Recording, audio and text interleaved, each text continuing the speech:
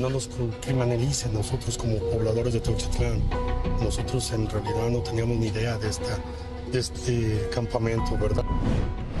Lo que estamos preocupados como padres, hay un afectado y hay involucrados. No podemos tapar el sol con un dedo. El metro de la Ciudad de México suspende el servicio debido a fallas propias, por incidentes externos o por causas generadas por los usuarios. Pues diario nos levantamos a las 5 de la mañana, yo y mi hija, y ahí hasta las 7, 8 de la noche. Persinarme, en nombre sea de Dios, echarle ganas y fe, y de ahí ya siguen las rutinas que tiene uno que hacer. 10 de la noche con 1 minuto, tiempo del centro de la República Mexicana. Muy buenas noches, le compartimos los temas de actualidad para que inicie su semana bien informado. El mundo no sabía a qué nos estábamos enfrentando y todos lo vivimos con una parte de ignorancia, de incredulidad, y pues el resultado fue terrible, ¿no? Porque mucha gente murió.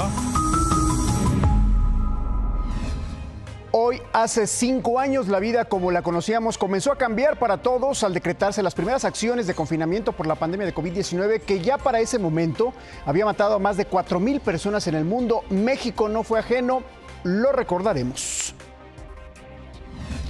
Así, colectivos de búsqueda de personas desaparecidas protagonizaron una vigilia en el Zócalo de la Ciudad de México este sábado. Pidieron justicia tras los recientes hallazgos en Teuchitlán, Jalisco. En unos momentos le cuento los detalles, la crónica completa. Y que hemos llegado a muchos rincones en los que pensamos podríamos encontrar a los nuestros. No es realmente muy difícil pensar en cualquier otra cosa que no sean nuestros familiares. Protestas y catean el Tec Milenio en Monterrey, Nuevo León. El motivo, un presunto caso de abuso sexual a un joven con trastorno de déficit de atención. Exigen que este caso pues no quede impune. Más adelante le comentamos a detalle esta situación que ocurrió. Hay un afectado y hay involucrados. No podemos tapar el sol con un dedo. Después de que el colectivo Guerreros Buscadores de Jalisco dio a conocer la existencia de escuelitas del terror, de una escuelita del terror, decenas de personas se manifestaron en el Zócalo de la Ciudad de México, exigieron justicia por las víctimas que fueron asesinadas en el rancho Izaguirre.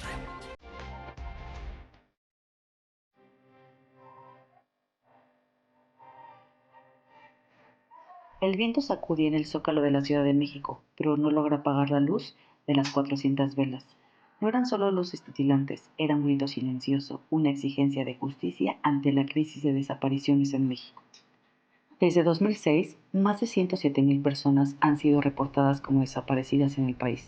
Son cifras alarmantes, y detrás de cada número hay un nombre, una historia y una familia que sigue esperando respuestas. En el corazón de la capital, los nombres de Ignacio Santiago Pérez y Luis Salvador Granados, entre muchos otros, fueron pronunciados en un pase de lista que busca mantener viva su memoria. Pero el simbolismo de la tarde no terminó ahí. 400 pares de zapatos fueron dispuestos en silencio, representando las ausencias, las vidas truncadas, los caminos interrumpidos. Eran el símbolo del horror. 400 pares de zapatos que fueron hallados el pasado 5 de marzo, junto a los hornos clandestinos del rancho de exterminio de Teuchitlán, Jalisco.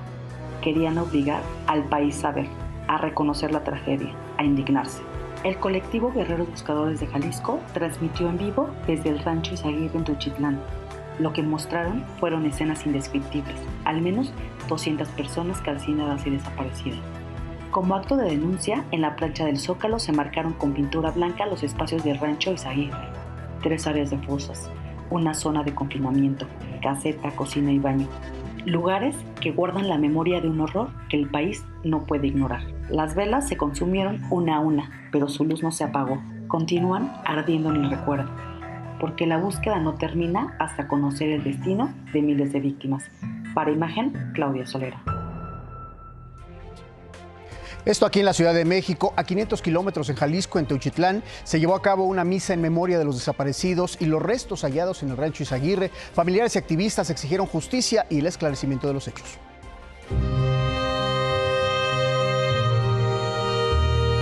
Teuchitlán fue marcado por el terror Pero este domingo la iglesia y sus habitantes abrazaron a las madres buscadoras tras el horror del rancho Izaguirre.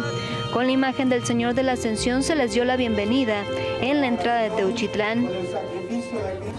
Él quiere ser quien represente a todo Teuchitlán, un pueblo bueno, alegre, trabajador. Cada una de las madres caminó desde la entrada hasta la parroquia con las fotografías y fichas de búsqueda, alzando la voz por cada uno de sus hijos. Ojalá y la gente nos comprenda y nos puedan entender de que no nos criminalicen nosotros como pobladores de Teuchitlán. Nosotros en realidad no teníamos ni idea de este campamento.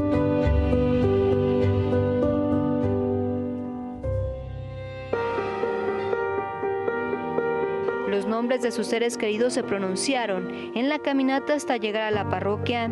Hemos venido escuchando en nuestra manifestación tantos nombres del México oculto, desaparecido, que hoy visibles a los ojos del mundo quieren ser para esa comunidad, para Jalisco y para México, una oportunidad para comprometernos juntos por la construcción de la paz.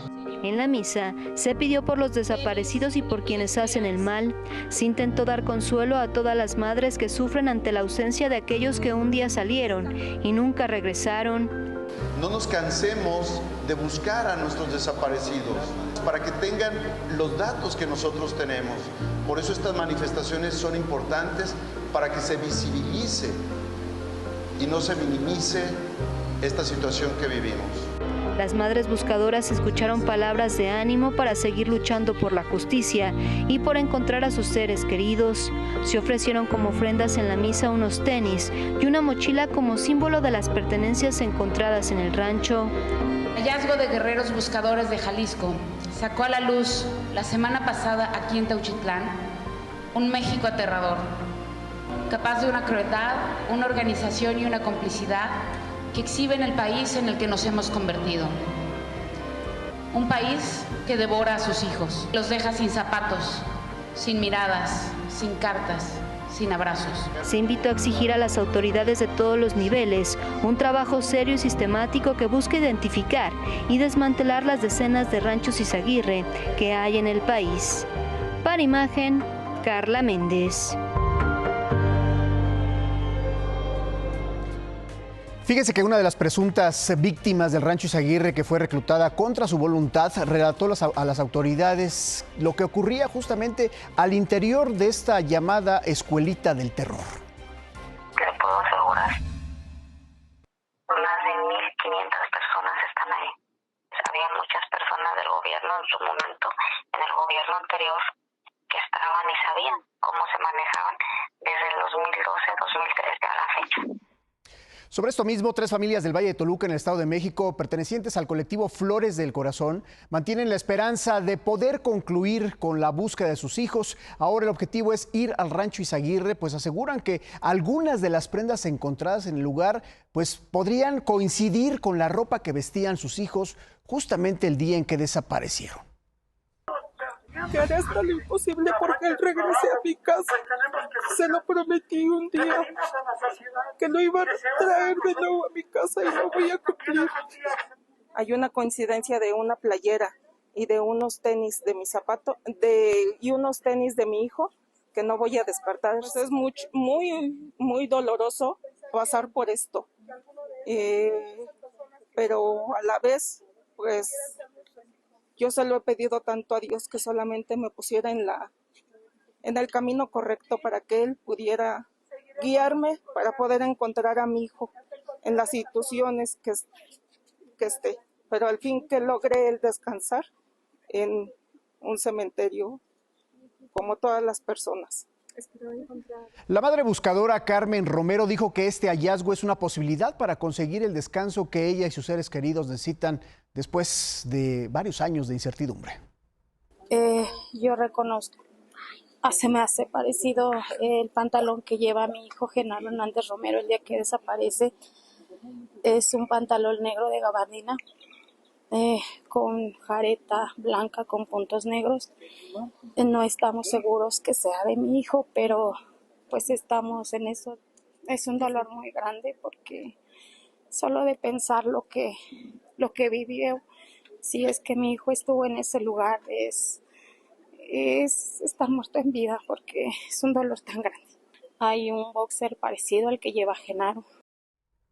Así el drama de las familias. ¿Y quién cree que habló hoy sobre la vigilia y el caso Teuchitlán? El presidente del Senado, Gerardo Fernández Noroña. Y no lo hizo para solidarizarse con las familias, para demandar a las autoridades, ya sea de Jalisco o federales.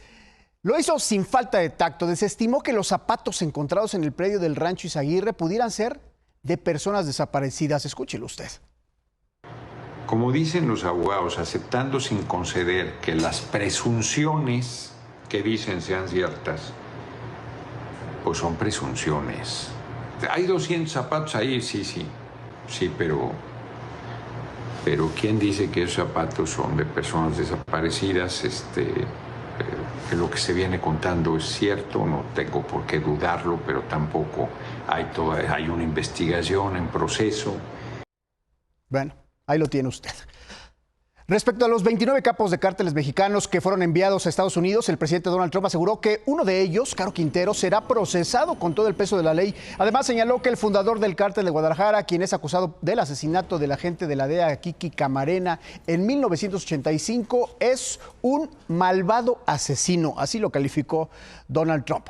Bueno, en más información, luego de que el 8 de marzo fue encontrada muerta Hilda Guadalupe, de 26 años de edad, en la unidad Nonualco de Tlatelolco, aquí en la Ciudad de México, colectivas feministas honraron la memoria de la víctima. Este fin de semana colocaron una ofrenda y veladoras donde fue hallado el cuerpo de la joven. Somos madres de víctimas de feminicidio. Tenemos la Quiero pedir un fuerte aplauso para Lupita, para toda esa energía que tenemos estancada y todas esas emociones. El grado de indignación, pero también el grado de esperanza que podemos generar cuando estamos juntas.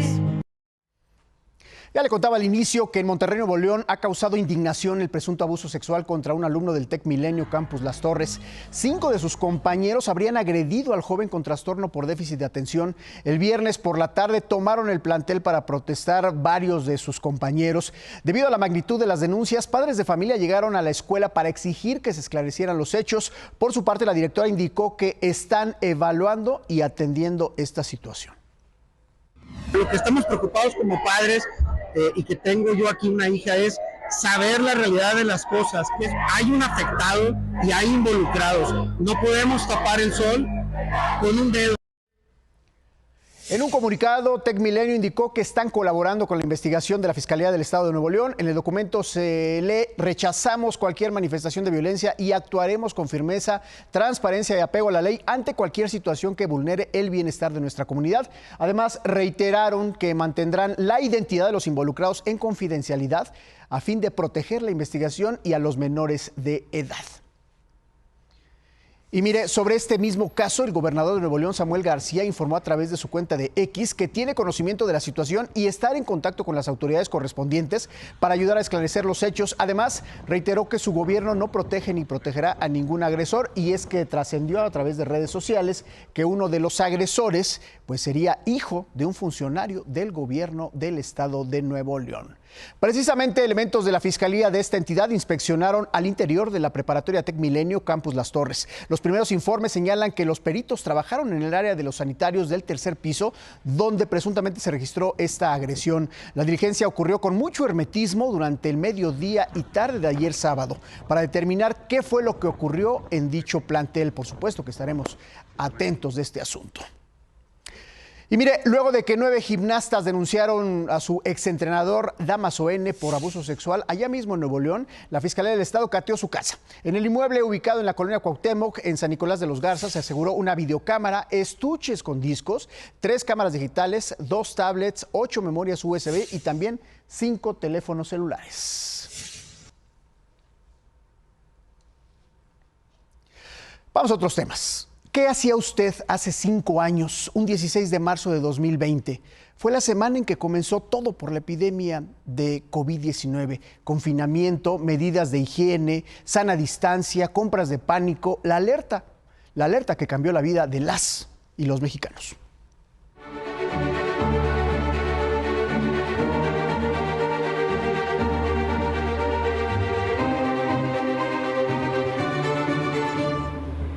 sus autos. Estaban las calles vacías por lo mismo, ¿no? Por el miedo que la gente tenía. Nosotros teníamos una mesa para ocupar y 4 no. Muchos nos quedamos sin trabajo.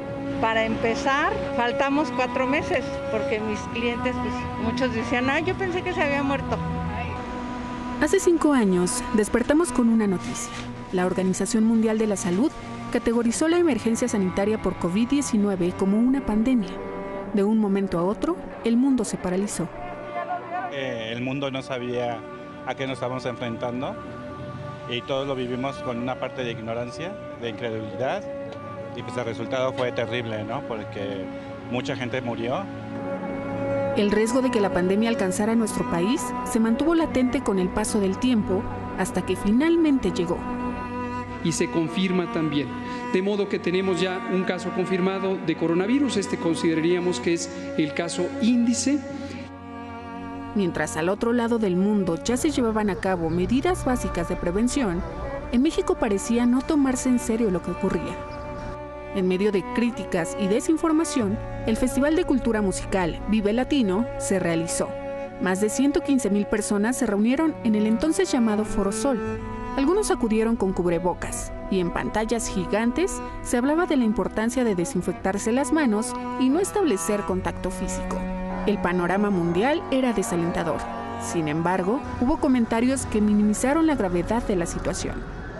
Yo quiero que los sueños se conviertan en realidades y tengo el sueño de que nuestro pueblo no va a padecer, no va a sufrir. ¿Podría contagiar de alguna manera o no como portador? La fuerza del presidente es moral, no es una fuerza de contagio.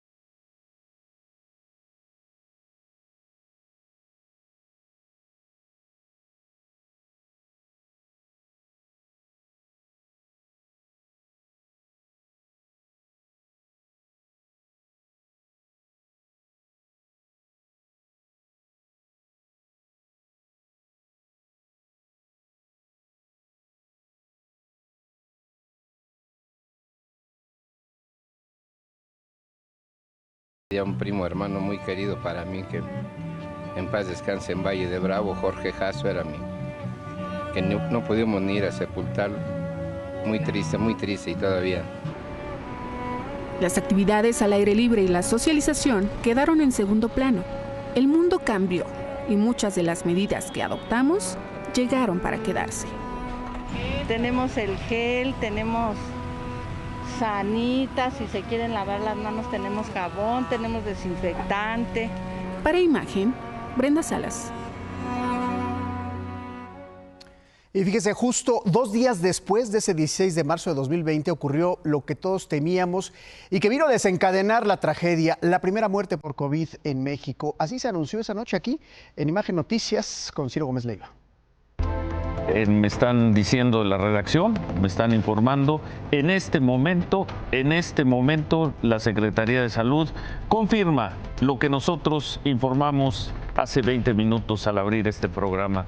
Ha fallecido la primera persona en México a consecuencia del coronavirus. Esta persona habría asistido a un concierto, eso no sabemos, ya había dado positivo en una primera prueba, faltaba la confirmación del INDRE, el INDRE lo confirma y podemos informar esta noche, murió ya una persona en México por coronavirus. Oficialmente se trató de Carlos Hernández, una persona de 41 años de edad que acudió a un concierto de rock una semana antes, aunque según su esposa, Adriana Meneses, ya presentaba síntomas antes de esa fecha. Carlos falleció en el Instituto Nacional de Enfermedades Respiratorias, el INER, debido a complicaciones por un sobrepeso y diabetes que padecía. Un par de años después se conoció también que ese mismo 18 de marzo, horas antes del deceso de Carlos, otra persona murió en el hospital del IMSS de Gómez Palacio en Durango, pero no se confirmó la causa hasta un día después porque la prueba positiva fue enviada a la Ciudad de México, esta muestra, y se entregó un día después. Se trataba de un hombre de 74 años de edad. Hasta la fecha, miles de familias visitan los panteones para recordar y tener cerca a sus seres queridos que murieron por COVID hace 5 años.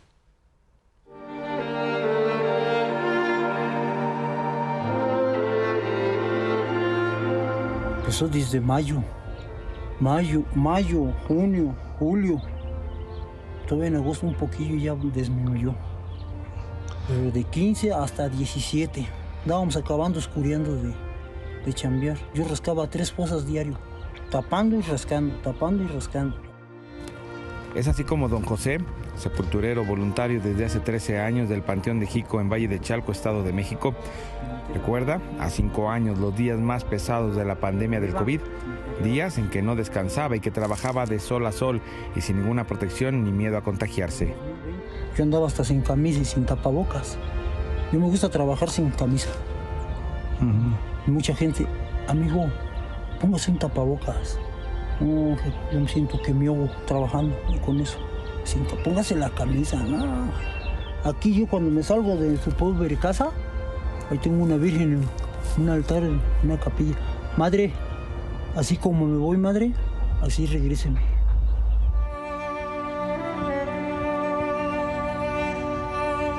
Para los vecinos del municipio de Valle de Chalco no fue sencillo superar la contingencia y aún visitan en este panteón y recuerdan a sus fieles difuntos que perdieron la vida ante esta enfermedad respiratoria. Pero la verdad no nos gusta como que acordarnos de esos días porque sí, fueron feos para nosotros. ¿Fue difícil para la familia? Ajá. ¿Cuántas personas integrantes de la familia perdieron? Pues nosotros, mi esposo y mi papá. Debido a la emergencia sanitaria, el Panteón de Jico reportó saturación desde el 30 de abril de 2020, por lo que el ayuntamiento tuvo que comprar de emergencia 1 hectárea de tierra a los ejidatarios para extender el cementerio al pie del Cerro del Marqués.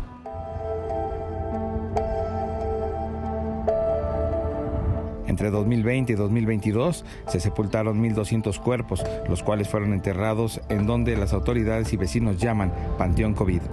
Hoy la emergencia ya pasó y este panteón continúa gracias a los trabajos de las autoridades locales para exhumar los restos áridos que llevan más de 7 años en el panteón y con ello desocupar de manera paulatina algunas fosas para recibir más cuerpos. Para Imagen, Rodolfo Dolantes, La Madrid.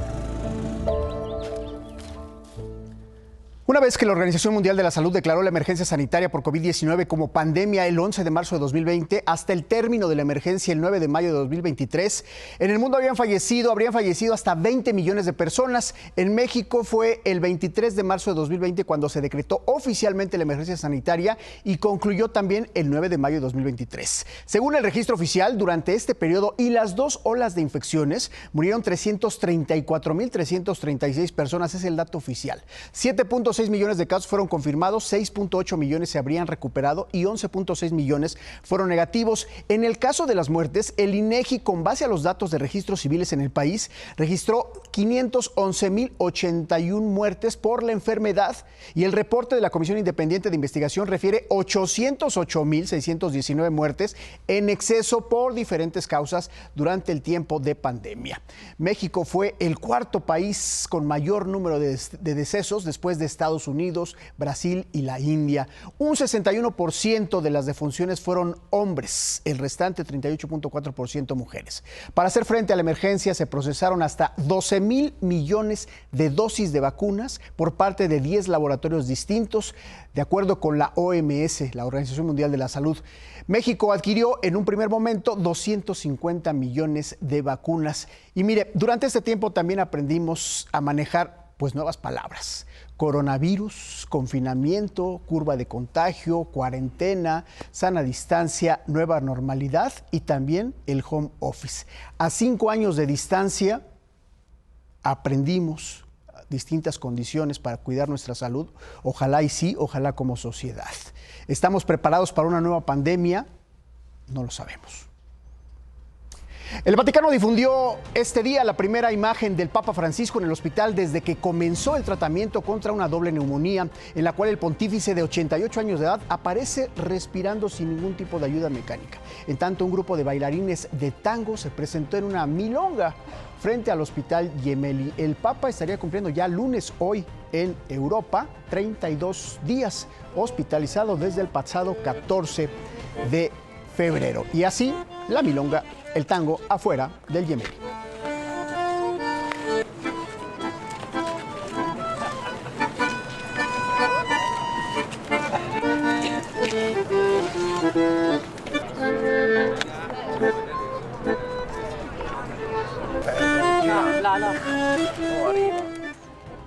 Y mire, justo en este marco vamos a recordar la visita que hizo su santidad a nuestro país hace 9 años, en febrero de 2016. En una Latinoamérica convulsa por los fenómenos migratorios, de violencia y falta de democracia en algunas naciones, se concretó a México la visita del primer Papa argentino, Francisco, en 2016.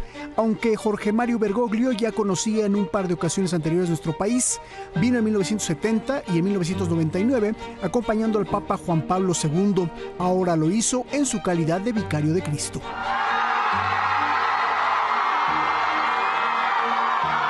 Procedente de Cuba, donde se reunió por primera ocasión con el patriarca ortodoxo ruso Kirill, el sumo pontífice llegó a nuestro país la noche del 12 de febrero para ser recibido por el entonces presidente Enrique Peña Nieto y el arzobispo primado de México, Monseñor Norberto Rivera Carrera, además del nuncio apostólico Christophe Pierre. La ceremonia, que se llevó a cabo en la plataforma del entonces hangar presidencial del Aeropuerto Internacional de la Ciudad de México, fue en un ánimo de fiesta desbordada, con la asistencia de colegios católicos, familias e integrantes de la iglesia. La participación del mariachi, que por cierto le puso un sombrero de charro al Santo Padre.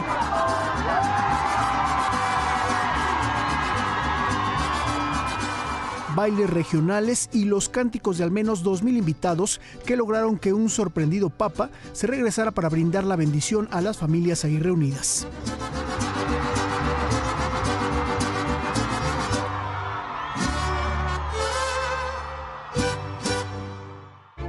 La visita histórica, además, porque fue la primera en 24 años de relaciones diplomáticas que al jefe del Estado Vaticano se le recibió de manera oficial en la sede del Poder Ejecutivo de nuestro país, Palacio Nacional. Frente a 1,500 invitados, Francisco, en ese momento de 79 años de edad, pidió a las entonces autoridades y políticos ser ejemplo frente a la población joven del país. En este momento, Miguel Ángel Mancera le está haciendo entrega oficial. Ahí están las llaves de la ciudad, ahorita lo nombra como visitante distinguido, ¿no? Es un hombre con mucha sencillez, de verdad que es maravilloso. En esa visita, el sucesor del apóstol Pedro recibió las llaves de la Ciudad de México de manos del entonces jefe de gobierno Miguel Ángel Mancera y se reunió en la Catedral Metropolitana con los integrantes de la Conferencia del Episcopado, a quienes les hizo un severo llamado a pensar antes en los más desvalidos que en ellos como miembros de la Iglesia. Ese mismo día encabezó una misa en la Basílica de Guadalupe y tuvo un tiempo de reflexión a solas con la Virgen del Tepeyac.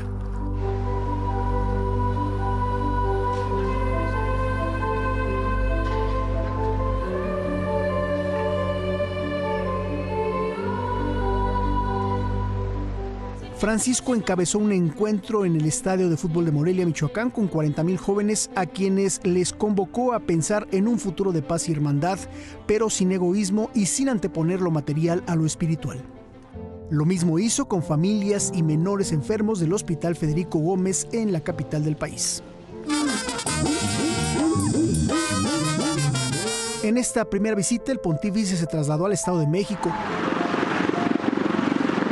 Sobrevoló la zona arqueológica de Teotihuacán a bordo de un helicóptero de la Fuerza Aérea Mexicana y llegó a uno de los municipios de mayor carencia y con problemas de violencia, Ecatepec, donde celebró una misa ante más de 300,000 personas reunidas en el predio El Caracol. Un día después viajó a Tuxtla Gutiérrez y especialmente a San Cristóbal de las Casas, Chiapas, para reunirse con las comunidades indígenas y pedirles perdón por el injusto trato que han recibido los pueblos originarios de las Américas, eventos multitudinarios y escenas de amor y compasión que dejaron ver el creciente amor de los fieles católicos al Santo Padre. En cada recorrido, a bordo del Papamóvil, en los eventos o a su ingreso y salida de la Nunciatura Apostólica, el Papa Francisco recibió amplias demostraciones de cariño de las y los mexicanos. El miércoles 17 de febrero fue el último día de la visita del Papa en México y se despidió en Ciudad Juárez, Chihuahua, donde celebró una misa binacional en las inmediaciones de la frontera con los Estados Unidos para hacer un reconocimiento a los migrantes de América que dejan sus lugares de origen rumbo al norte y lograr un mejor futuro para ellos y sus familias. Además, recorrió el Cerezo 3, donde dio consuelo a reos que ahí compurgan una pena. Luego de 7 extenuantes días, más de 10 misas oficiadas y reunido a casi 11 millones de personas en sus encuentros, el Papa Francisco se despidió de nuestro país desde esta ciudad fronteriza donde todavía hubo tiempo de abrazar a los más pequeños.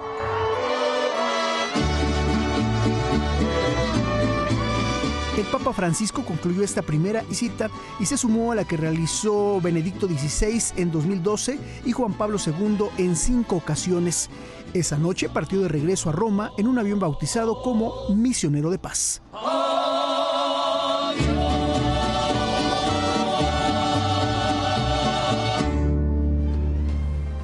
El paso del Papa por México. El presidente de El Salvador, Nayib Bukele, anunció que 238 miembros de la banda de origen venezolano, el llamado Tren de Aragua, llegaron desde Estados Unidos para ser recluidos en una prisión de máxima seguridad. Por su parte, el presidente venezolano Nicolás Maduro rechazó la deportación de presuntos pandilleros, alegando que se violaban los derechos de los migrantes.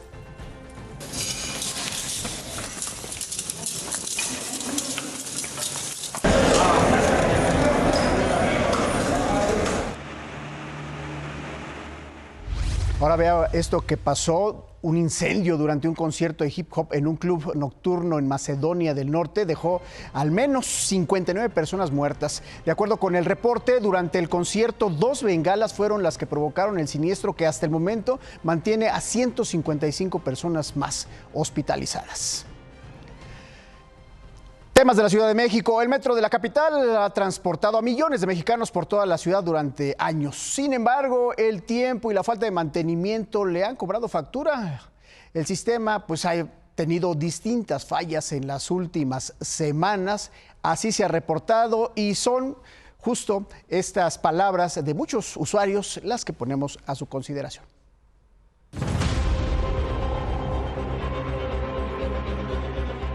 El metro de la Ciudad de México suspende el servicio debido a fallas propias, por incidentes externos o por causas generadas por los usuarios. La mayoría son por fallas en sus propios sistemas o equipos. El 3 de marzo de 2025 se suspendió el servicio en tramos de las líneas 8 y 9. En total fueron alrededor de 3 horas de afectaciones. Autobuses de la RTP sustituyeron a los trenes. Miles de usuarios resultaron afectados. El 21 de noviembre de 2024, el tramo de Pantitlán a Zaragoza de la recién rehabilitada línea 1 suspendió el servicio por una falla en las vías. Fue necesario el apoyo de RTP.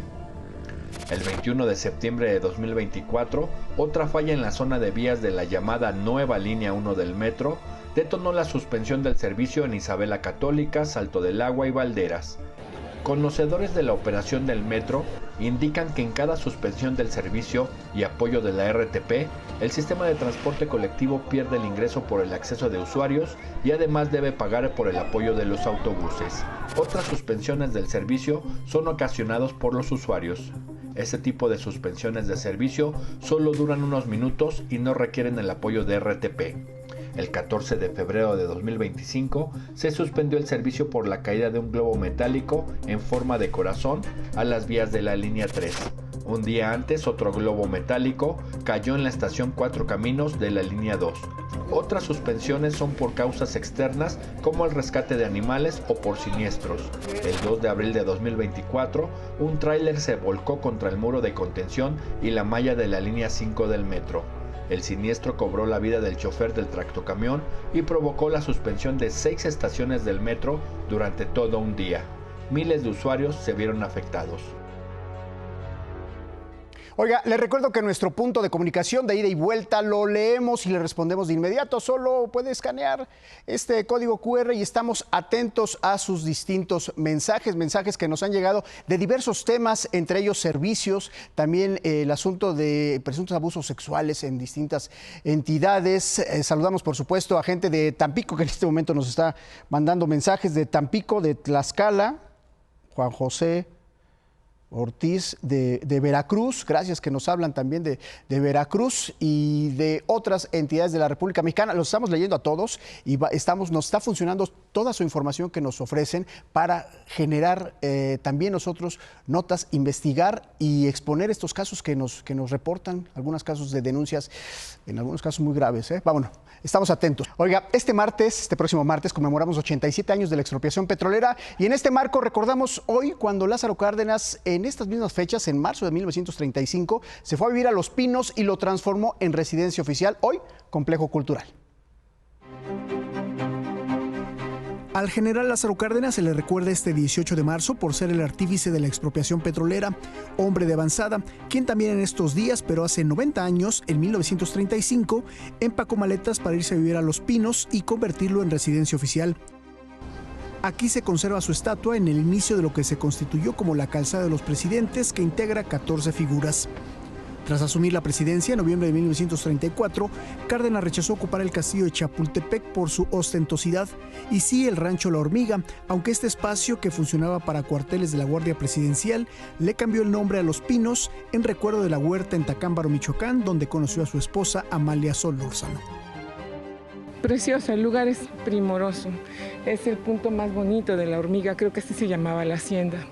Nunca habíamos venido por aquí y la verdad a mí me gustó bastante, como dice mi esposo, nosotros no teníamos acceso a este tipo de lugares, jamás nos hubiéramos imaginado que viviera así un presidente, ¿no? Y pues gracias a que ya nos abrieron las puertas, es que tenemos un poquito más de idea de cómo vivían ellos. Hoy las postales con esta historia se observan en lo que desde 2018 es el Complejo Cultural Los Pinos y particularmente en la Casa Lázaro Cárdenas, que también ocuparon Manuel Ávila Camacho y Miguel Alemán Valdés, aunque este último vivió además en la construcción que lleva su nombre y que sirvió hasta el cierre como residencia oficial en 2018 de los distintos jefes del Ejecutivo. El lugar de 2 plantas mantiene la biblioteca, el despacho presidencial y los salones de recepciones. Las habitaciones de las distintas familias presidenciales son hoy galerías abiertas. En tanto, la Casa Lázaro Cárdenas se transformó en las oficinas que ocupaba el mandatario en turno y hoy mantiene la memoria del presidente michoacano. En medio de los jardines se conserva la Calzada de la Democracia en homenaje a algunos de los personajes representativos de esta lucha durante el siglo XX, entre ellos los bustos de Vasconcelos, Gómez Morín, Cosío Villegas y Castillo Peraza, entre otros. El Complejo Cultural Los Pinos es hoy un espacio abierto que acerca a los miles de visitantes a las expresiones culturales y artísticas en sus distintas disciplinas a través de distintas actividades en las áreas que antes eran ocupadas por los presidentes y sus familias o las áreas abiertas como son los jardines, aquí ocupados como escenario para la sesión de fotos por los 15 años de Zoé, quien se trasladó con su familia desde su natal Chalco. La verdad es que fue una gran idea de nuestro fotógrafo. Nos dio esta opción y es algo de nosotros, ¿no? Los mexicanos, a fin de cuentas, pues nos sentimos orgullosos de dónde estamos y de dónde somos. Regresar a este espacio, hacer residencia oficial o hacerlo de uso mixto en el que el complejo cultural se mantenga abierto, pero con la presencia de la actual presidenta o en un futuro de la o el jefe de Estado. Me parece muy buena idea que sea un lugar que podamos visitar los mexicanos y otras personas porque está increíble, de verdad está hermosísimo, está bien cuidado, pero también me gustaría que volviera a ser residencia. Me gusta el concepto de cultural, pero también quisiera que volviera a ser residencia. Así en complejo para poder seguir visitando y nuestras generaciones todavía sigan pudiendo venir a visitar y conocer todo esto. Según lo que he oído, no convendría que volvieran los presidentes aquí, porque pues ya tuvieron su tiempo, ya eso pasó a la historia. Hoy le compete a la juventud para como exposición más bien. Recientemente se sumó como opción de llegada, además del metro, el cable bus y cuenta con espacios para bicicletas, automóviles y, por supuesto, a pie. Le presento la mirada de Excelsior, las imágenes cotidianas capturadas por la lente de nuestros compañeros del periódico de la Vida Nacional.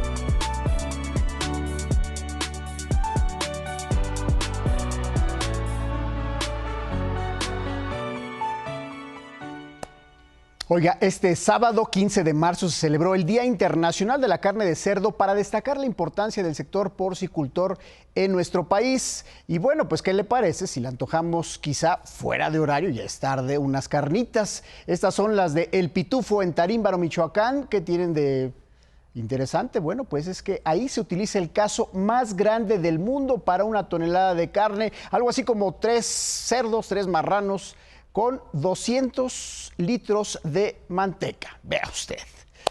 Bueno, ya entrados en gastos y gustos, le muestro en nuestros buenos oficios al taquero de esquina, tradicional aquí en la capital y en muchas otras ciudades del país.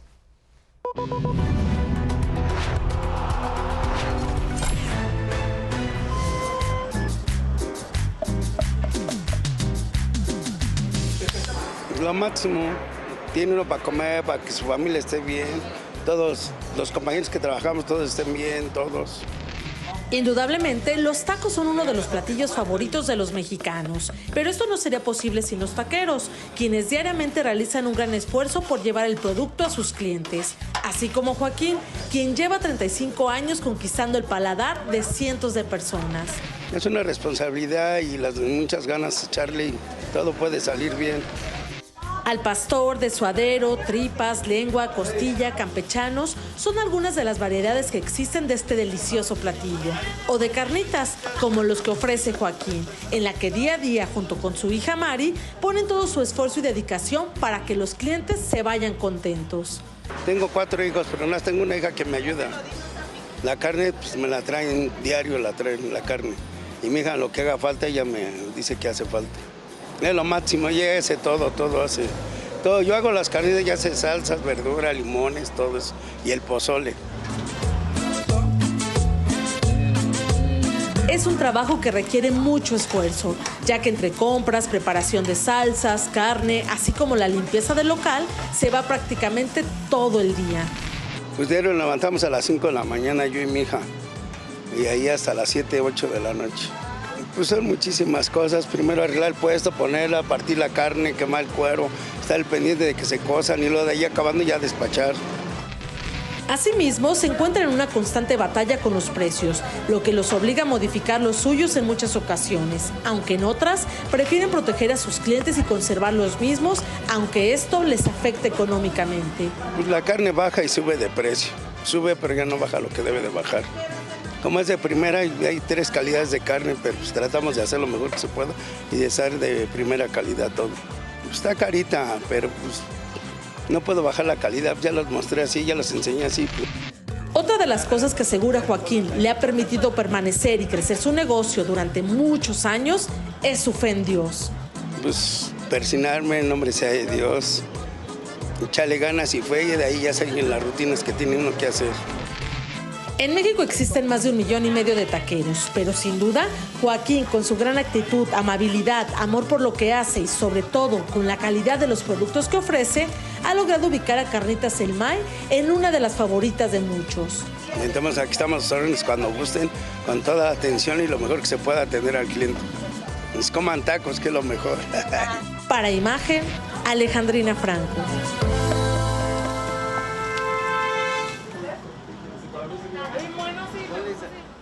Bueno, pues sí se antojaron.